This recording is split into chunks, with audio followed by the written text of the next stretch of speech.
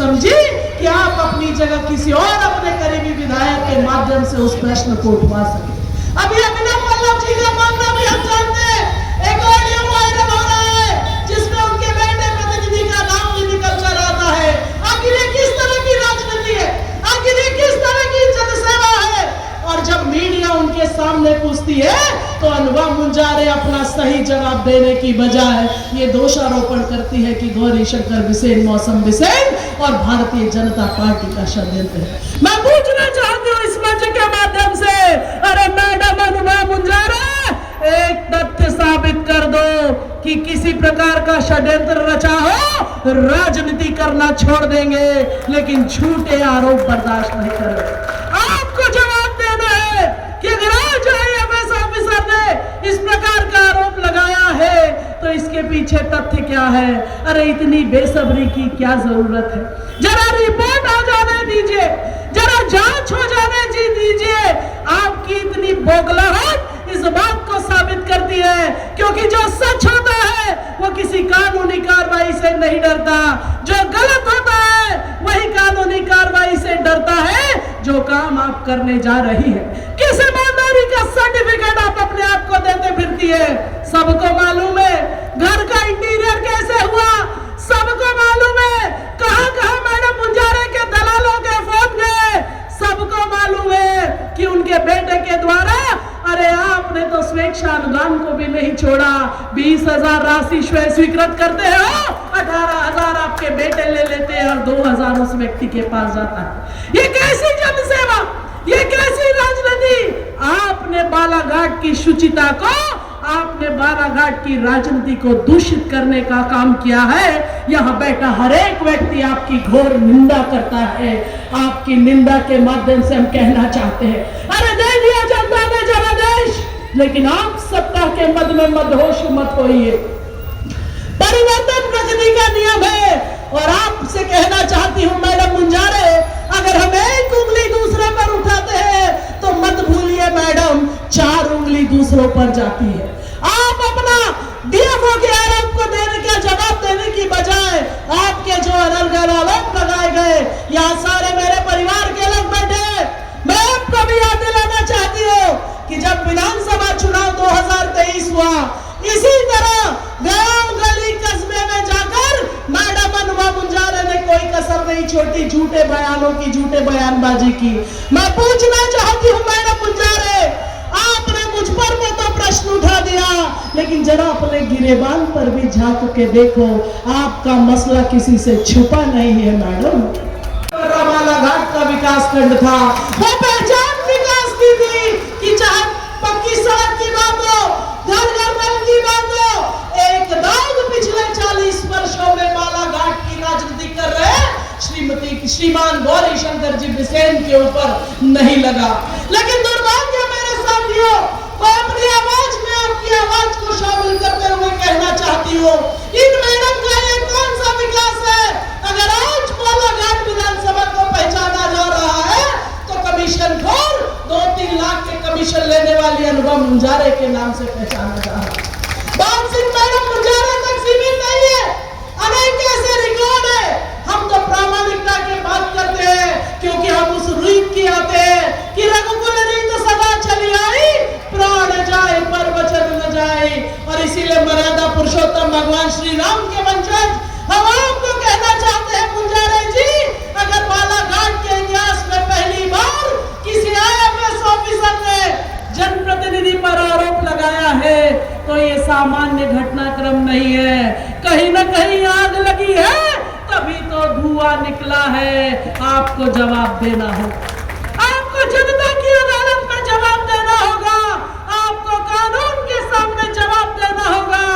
आप अपनी जिम्मेदारियों से पीछे नहीं हट सकते। मसला एक नहीं है, हमने पिछले दिनों में देखा एक अलग तरीके से गोरख धंधा, भ्रष्टाचार और ब्लैकमेलिंग का अड्डा जो बालाघाट विकास की पहचान था, आज भ्रष्टाचार और ब्लैकमेलिंग का अड्डा बना हुआ है। मैडम मुंजारे, उनके बेटे, उनके भतीजे, उनके विधायक प्रतिनिधि विधानसभा प्रश्न उठाने के लिए आगे बढ़ते हैं, अधिकारियों को ब्लैकमेल करते हैं, विधानसभा प्रश्न उठाते हैं और उसकी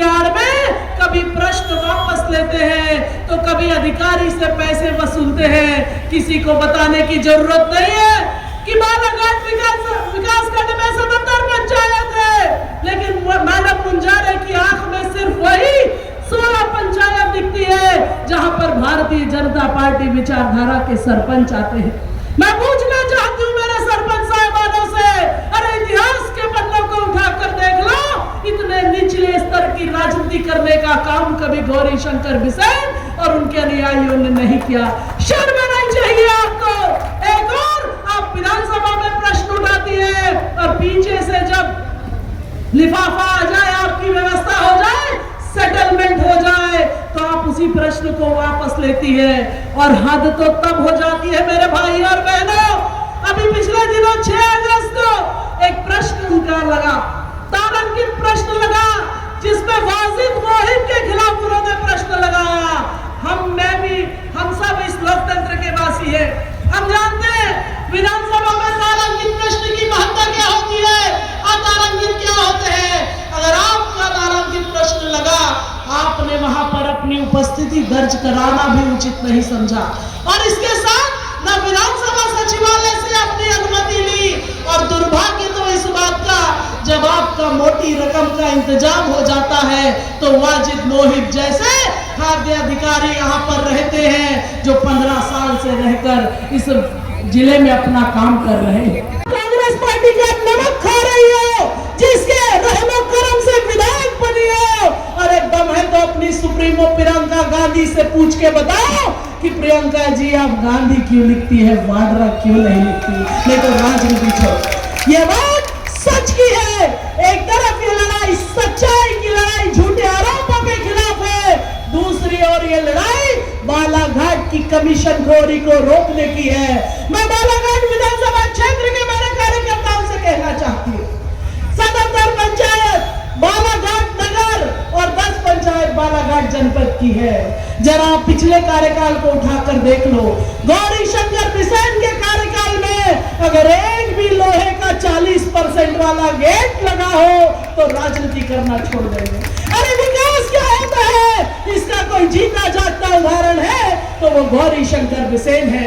3 फ्लाईओवर बालाघाट नगर को मिले हो, आप उस सौगात को तो पचा नहीं सकते, एक सौगात क्षेत्रवासियों को दे नहीं सकते। सबको मालूम है यात्री प्रतीक्षालय और स्वागत गेट में किस प्रकार की सेटिंग है। हम न तो गलत करते, न गलत को बोलने से हम डरते। इसीलिए मैडम मुंजारे जी, जनता की अदालत में आपको जवाब देना होगा। ये आंदोलन सिर्फ एक झांकी है। अगर आज हम इस मंच के माध्यम से, अपने ज्ञापन के माध्यम से महामहिम से अनुरोध करना चाहते हैं कि ऐसी भ्रष्ट कमीशन खोर भय अराजकता के माहौल के साथ आए दिन कभी उनके वीडियो किसी माइनिंग इंस्पेक्टर के साथ लड़ाई करते हुए वायरल होते हैं, कभी पुलिस वाले पर हाथ उठाती है, कभी एसडीएम से बदसलूकी करती है।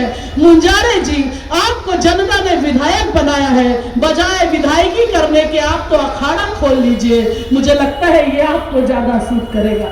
महिलाएं जब जनप्रतिनिधि होती है, इस मंच पर भी एक महिला सरपंच और एक सदस्य, हमारे जिला पंचायत सदस्य, नगर पालिका अध्यक्ष बैठी है। महिलाएं जब नेतृत्व करती है तो एक नई उम्मीद के साथ महिलाओं के नेतृत्व को देखा जाता है। मैं कहती हूँ कि इन आरोपों को लेकर, अपनी कार्यशैली को लेकर आपने मातृशक्ति का भी अपमान करने का काम किया है, इसकी हम घोर निंदा करते हैं। अध्यक्ष बात करती है, मैं आप सबके माध्यम से कहना चाहती हूँ कि आज बालाघाट की जनता जाग चुकी है। अनुभव मुंजारे का नकाबपोश चेहरा हम सबके सामने आ चुका है। हम रुकेंगे नहीं, हम थकेंगे नहीं, हम झुकेंगे नहीं, और चाहे जान भी जोखिम पर डालना पड़ जाए, उस अनुभव मुंजारे का सफेद झूठ जनता के सामने लाकर रहेंगे और हमारे बालाघाट की फिजा को नहीं बदलने देंगे। मैं आप सबको भी बहुत बहुत धन्यवाद देती हूँ और यही आग्रह अनुरोध करती हूँ कि अभी तो ये झांकी है, अगर उचित कार्रवाई नहीं हुई तो गांव गली मोहल्ला अनुभव मुंजारे को बेनकाब करने का काम करने में भी हम पीछे नहीं हटेंगे। पुनः आप सभी का बहुत बहुत धन्यवाद। हम एक ही नारा बुलंद करें, आइए हम सब साथ चले, भ्रष्टाचार